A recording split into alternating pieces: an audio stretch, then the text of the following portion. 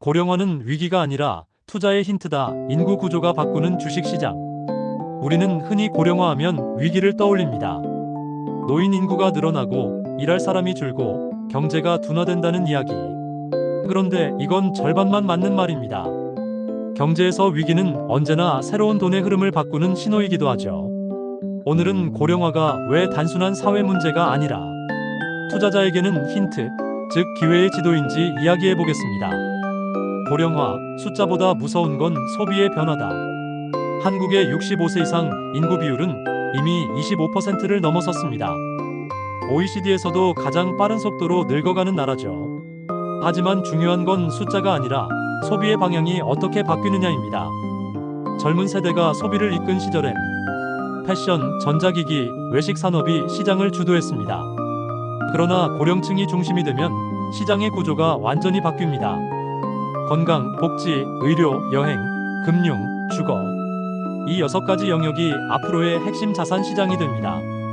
즉, 고령화는 소비 구조의 재편을 의미합니다. 돈이 새로 흘러가는 방향을 찾는다면 그건 바로 노년층의 생활 습관 속에 있습니다. 의료 산업의 폭발적 성장. 고령화 시대에 가장 먼저 터지는 산업은 의료입니다. 하지만 단순히 병원이나 제약회사가 아닙니다. 지금은 예방의학과 관리형 헬스케어가 시장을 장악하고 있습니다.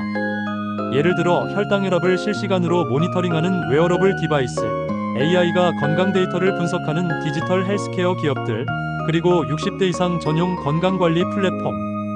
이게 바로 앞으로의 의료주 성장의 핵심입니다. 즉, 치료에서 관리로, 병원에서 데이터로. 고령화가 의료를 완전히 새 시장으로 만들고 있습니다. 고령화는 부동산의 새로운 사이클을 만든다. 많은 사람이 이렇게 말합니다. 노인들이 늘어나면 집값은 떨어진다. 하지만 그건 전체 시장을 너무 단순하게 본 겁니다. 고령화 시대의 부동산은 도시명 소형 주거지로 재편됩니다. 대형 평수 아파트는 줄고 편의시설이 많은 도심 근처의 중소형 주택 또는 실버타운형 복합주거단지가 새롭게 뜨죠. 특히 일본의 사례를 보면 도쿄 도심의 12인용 주택 수요는 오히려 급증했습니다. 노년층이 교외에 큰 집을 팔고 의료시설과 상권이 가까운 도심으로 다시 들어오기 때문이죠. 즉, 고령화는 부동산을 축소가 아닌 재배치의 시장으로 바꿉니다. 고령층이 바꾸는 금융의 판. 투자자라면 여기서 눈여겨볼 점이 하나 있습니다. 바로 고령층의 자산 구조입니다. 한국의 60대 이상이 가진 금융자산은 전체의 60%를 넘습니다. 그들은 주식보다 안정형 자산을 선호하죠. 예금, 채권, 배당주, 리츠 같은 종목입니다. 이건 단순히 보수적 투자가 아닙니다. 시장 전체의 유동성이 바뀐다는 뜻이죠. 즉, 고령화가 진행될수록 수익보다 안정을 찾는 자금이 늘어나면서 배당주와 인컴형 자산이 강세를 띱니다. 이건 2030세대가 몰려있는 성장주 시장과는 완전히 다른 흐름입니다. 소비 패턴이 주식시장 지도를 바꾼다. 고령화 시대에는 주식시장의 테마도 바뀝니다. 과거엔 혁신, AI, 플랫폼 같은 미래 산업이 주도했다면 앞으로는 현실 산업, 즉 생활형 산업이 시장을 이끌 겁니다. 의료기기, 보험, 제약, 금융, 요양 서비스, 그리고 편의와 안정을 제공하는 기술들. 예를 들어 자동 낙상 감지 센서, 실버용 스마트홈 시스템, 노인용 자율주행 모빌리티 같은 산업이 성장할 겁니다. 이건 단순한 산업의 변화가 아니라 수요의 재배치입니다. 젊은 세대가 혁신을 사고 노년 세대가 지속 가능성을 사는 구조로 바뀌는 거죠. 고령화는 인플레이션의 또 다른 원인이다. 많은 사람이 인플레이션을 유가 상승이나 공급망 문제로 봅니다. 하지만 진짜 원인은 인구 구조의 변화입니다. 생산 인구가 줄면 노동력이 부족해지고 임금이 오르며 서비스 가격이 상승하죠. 즉, 고령화는 구조적 인플레이션을 만듭니다.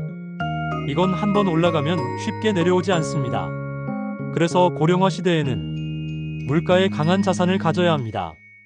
그게 바로 배당주, 리츠, 금, 실물 자산입니다.